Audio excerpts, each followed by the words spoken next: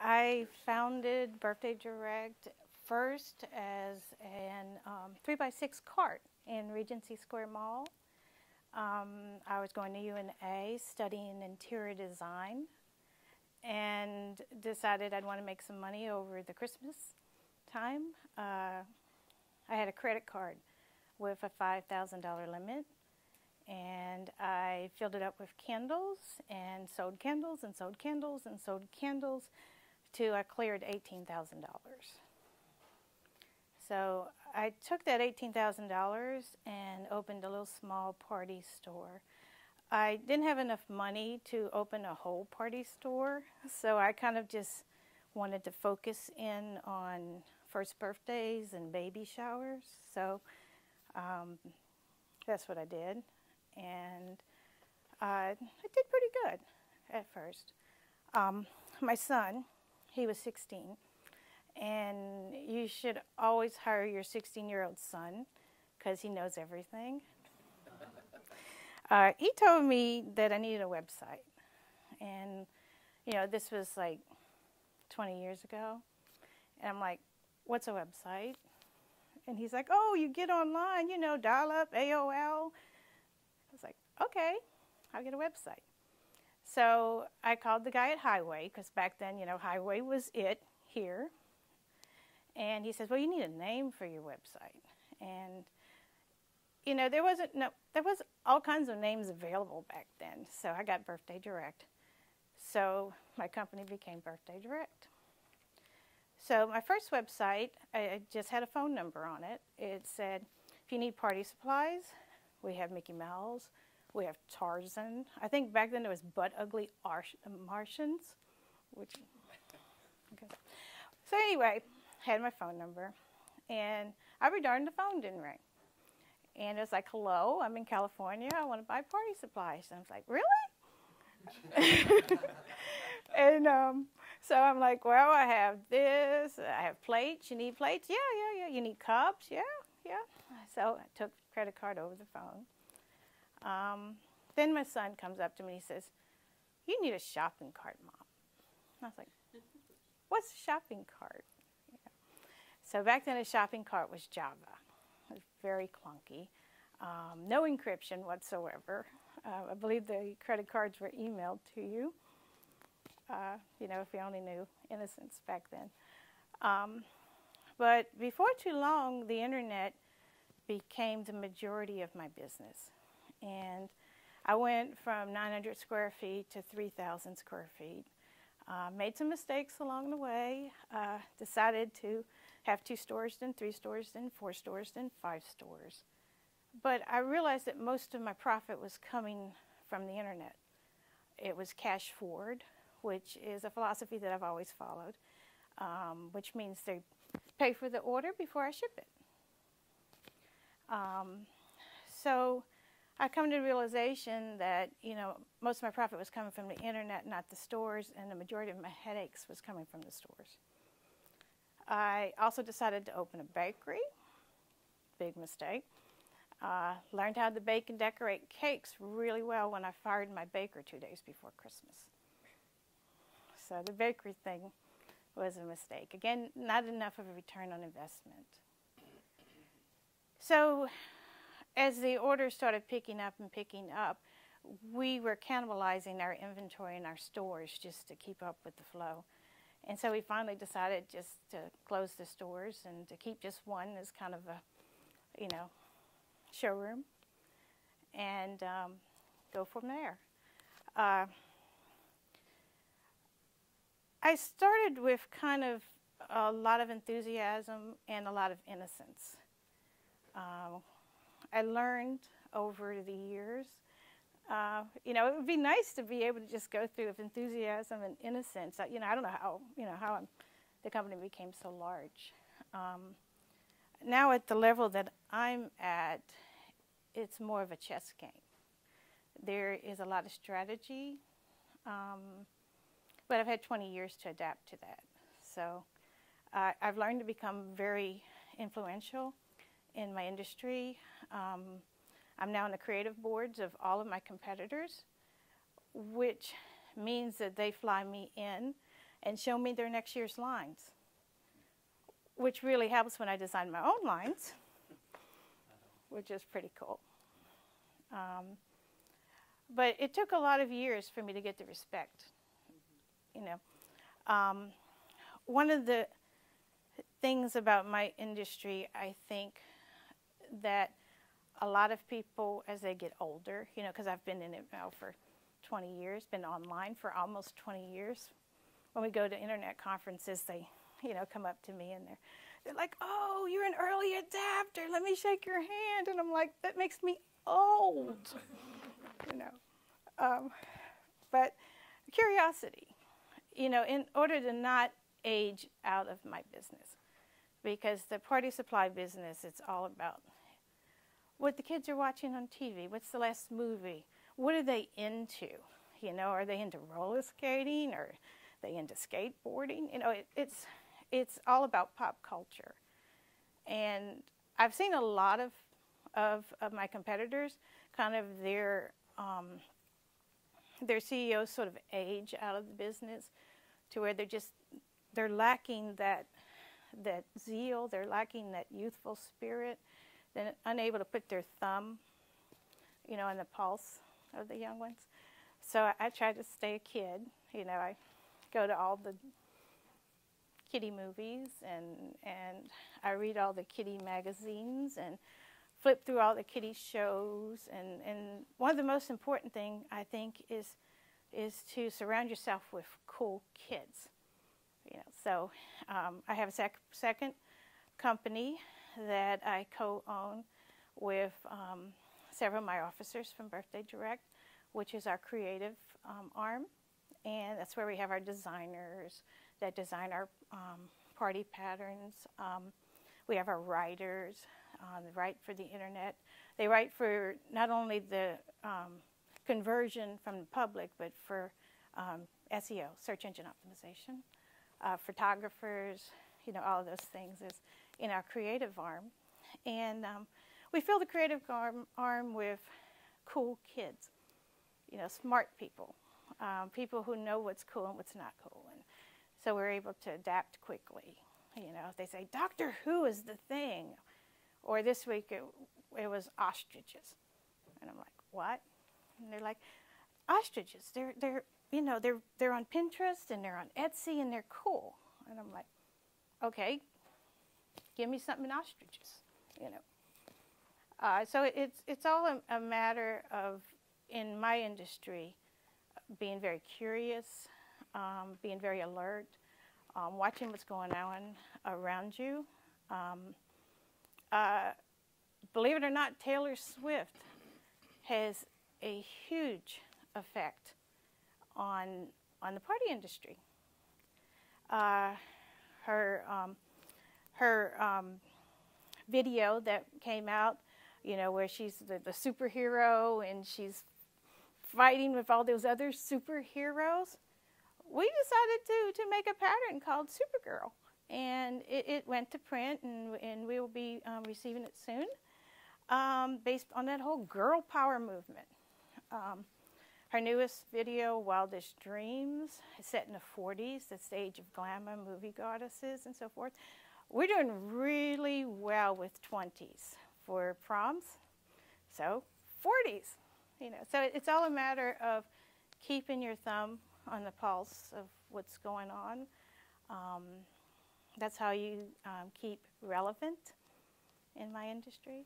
And I guess in a lot of industries, it's a matter of curiosity and innovation, that type of thing. You know, let's talk about. We are currently working on launching another site. Tim, my CTO, that's Tim Elam. Years ago, we reserved over 100 websites back when it was easy to get websites. And so now we're slowly launching them. Balloon Direct, we're launching right now. It's going to offer free shipping on balloons nationwide, which I think is going to be pretty cool.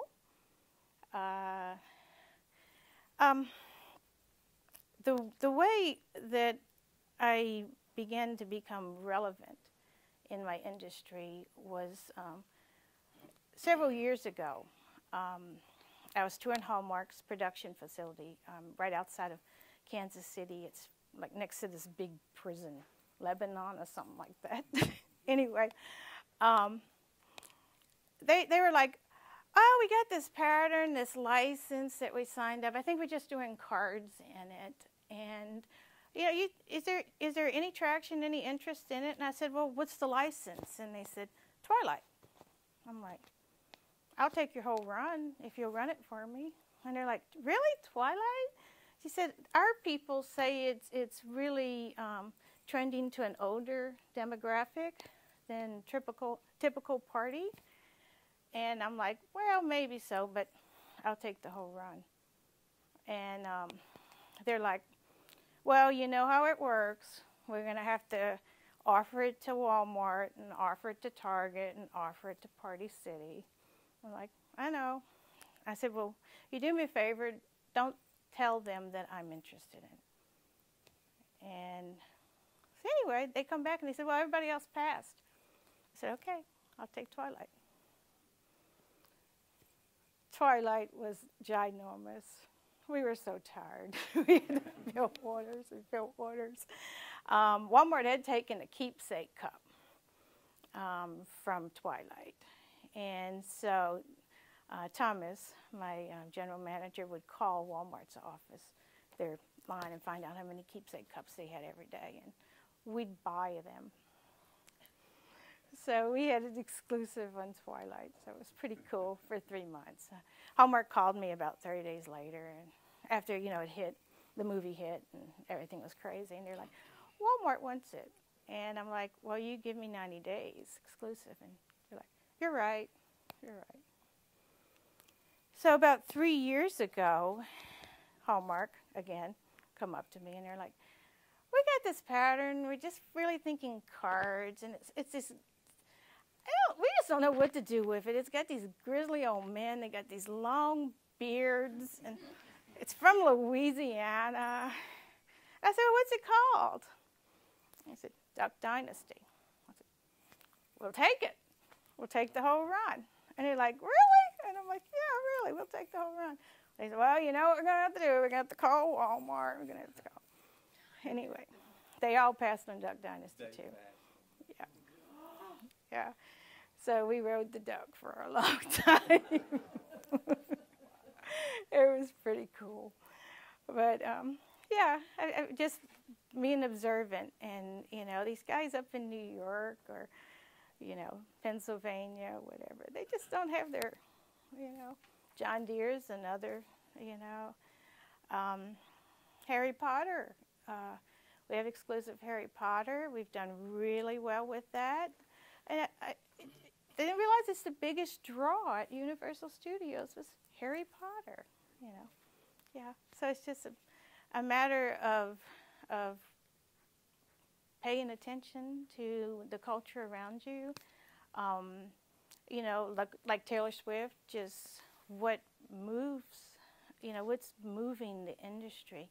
You know, who are your power players and what are they doing? And, you know, and when I started, it was movies. You know, movies was the big drive. Now there's more of a lift from a video, you know, a DVD release. And you know, as the years go by, it's, you know, it's internet. Angry Birds, you know, that was driven by a game. You know, we do really well with, you know, sometimes Batman's doing really well with us, and you're like, Batman? You know, where's the media for that? It's a game. You know, so the world's changing, and you just, it's easy to age out if you don't make changes, if you don't adapt, if you don't surround yourself with really smart, young people. Makes sense? So what you're saying is because you keep up with what's going on in the world and you're more flexible, you can beat Walmart to the draw. Yeah. Also, we do a lot of our manufacturing right on site. On site, I was gonna, We don't have layers and layers of management. You know, I'm CEO, I'm the creative director, and for Birthday Direct, I'm the sole stockholder. So basically, if I say yes, it gets done. Like ostriches. I said yes to ostriches. I had artwork after lunch. I approved it. My writers got on it. My graphic artists got on it. And we were selling that product before we closed. There's no way, you know, my competitors can do that. And that's the cool thing about being on their creative board, because I'm flying out Sunday to go see the 2017 line. Can you clarify why you're on their creative board? Why they let you on their creative? Because I can tell them it's going to sell, it's not going to sell. So they respect your opinion. Mm-hmm. Because I've been right so many times. And so most of the time before they go to production, they will ask me, what's my feel for it? So they don't get stuck with stuff that they can't sell. Or the opposite, you know. You know, Paw Patrol, I told them, I said, it's dogs. They got police hats, they got fire hats. It's going to sell. It's going to sell good. And I said, that's the one I'd lay my money on, right there. Of course, they have all these layers of management and all that. They didn't make enough. They ran out in 2 weeks. But they said Sherri was right. She said, you know, go deep on that. Jurassic Park, we picked that one. Huge. It's also about trust. It's with the new Star Wars that came out, we had to sign a $50,000 non-disclosure, and they shipped the Star Wars stuff into my warehouse before George Lucas, you know, because at midnight of a certain day is when the first picture of the new Star Wars characters can show. And so they trusted me enough to ship that into my warehouse, which they didn't do to Walmart. They didn't do, you know, because they didn't, you know. So at midnight, we turned it on and started selling. As for everybody else, it shipped the next morning to them, so there was, you know, 3 or 4 days before they could sell. So it's about trust. It's about, you know, when you say you're going to do something, you do it. When you say you're not going to do something, you don't do it, you know. So that, and I do that because I'm on their creative board. If they're going here, and then the other company that I'm on their creative board, if they're going here, we go somewhere else. You know, we don't step on them. Plus, it takes them a year to react, so we're always way ahead of them anyway. So. You mentioned when I guess you went from 900 to 3,000 square feet or something like that. Mm-hmm. So what's your total square footage now of all your business? We have 70,000 square feet in 5 buildings. 70, yeah. How many employees? About 75 across all the corporations. I have several. Do you have locations throughout or all here in West? We call it the compound. Satellite offices? Or? We have one store that's on Avalon, and it's in the Dollar Channel. That's so that I could buy from the Dollar Channel. So I own a corporation called Dollar Carousel, which the party industry is segmented into channels. There's grocery, dollar, mass, and then party and specialty. And so in order for me to have control or fingers in all of them, I've had to have, I don't have a grocery store yet. But, is that in the plan? Well, they usually group grocery and dollar together, so far. Have your competitors offered to buy you? I receive a buyout offer at least once a month. Yeah. Yeah. If the price is right? Yeah, yeah. Yeah, I received an offer, I can't disclose, non-disclosure. Anyway, I received an offer for my opinion on a company that was selling in my industry. And they said they'd fly me out and they'd give me whatever I asked. And, you know, me thinking, I was like, $500 per hour and a per diem, you know? And I'm like, I say, okay. Too low. Yeah. And so then I thought about it. If I say something good about this company and they buy them, then I've helped my competitor. And if I say something bad about this company and they don't buy them, I've pissed off my competitor. So sometimes the best way to win is not to play. So I decided not to play. You know. But I should ask for 1,000. Yeah. Any more questions? Yeah. You didn't touch on your engagement point. Do you have a point here about engagement? I'd like to hear more about that if you want to expand on it. Okay. Engaging employees? Yeah. Okay. To me, a natural leader builds up those below them instead of tearing them down. And a lot of that is knowing your workforce. There's many times that I've hired somebody and they were a poor fit for one part of my company, but after I get to know them, I, find something about them and change them to another position, and they become a superstar. So a lot of it, first we start by, I'll interview 50 people before I hire one. And then after I hire them, we wait a few months to see if they're, if they're birthday direct material, I guess is how you put it.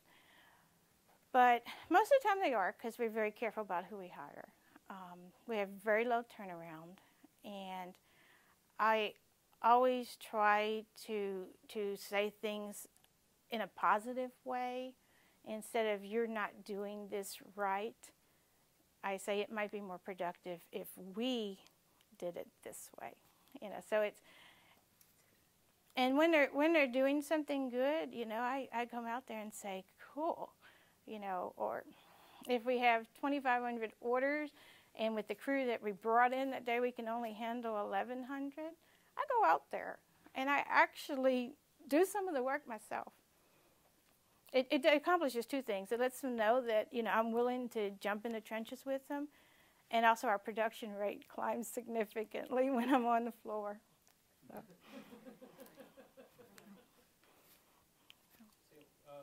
What's the hardest job that you've had to find in this area? So, does the Shoals area have enough qualified people for your company?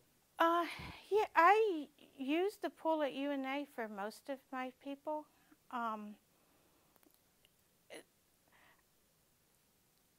Graphic artists are hard to find. Not good graphic artists. It's graphic artists that can be trained in our creative company is called Moxie. In our method, it's hard to find someone that can produce, because we're just constantly producing. So I guess graphic artists and writers are the hardest to find, because although Tim has got guidelines for our writers, he trains them. Because you're not just writing for conversion, you have to write for conversion and search engine optimization, which is it's a balancing act. And so, but we have a method, and yeah, I guess writers and graphic artists are the hardest way. What writers are you talking about? Copywriters for products, product descriptions, category descriptions, that type of thing. Do you do work for other companies with that, or only in-house? We're pretty much in-house. We're very self-sufficient. I think we're going to outside for some coding work. You get old, you got to adapt. But everything else has always been in-house. Excuse me? You write it for other Do companies? you write for other companies? No.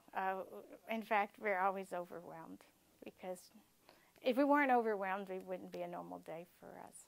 So we don't, because we have Party Supply Direct, we have DollarCarousel.com, we have Moxie.com, we have Birthday Direct, now we have Balloon Direct. We're working on Savvy Invites, or Invite Savvy. I don't know. Anyway, so we have 100 sites to build, and so we'll never run out of work.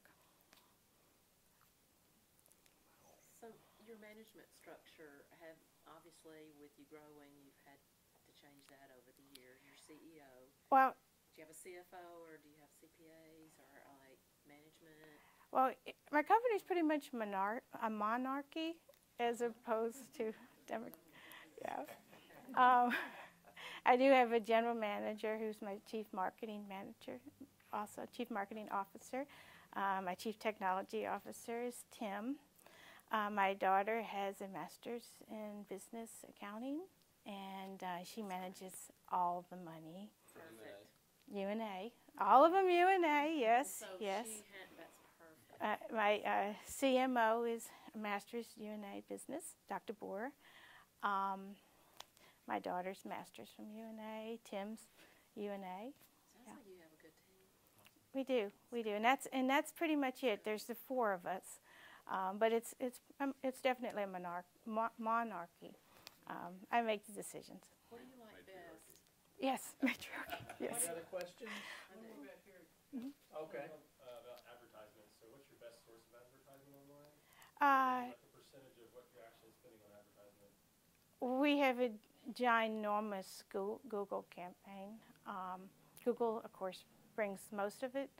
The last few years, for the first time, I think last year, mobile, our visitors from mobile outdistance our PC visitors. Mac or iPhone brings more now than traditionally. You know, so it's changing.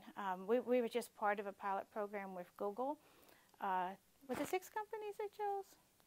6 companies they chose nationwide to work with Google on a mobile conversion pilot program. We were one of the 6. Say that again. Say that again. Oh, for everybody okay. to hear that. Google chose 6 companies nationwide to work on a mobile conversion pilot program, and we were one of the 6. And so we worked with Google.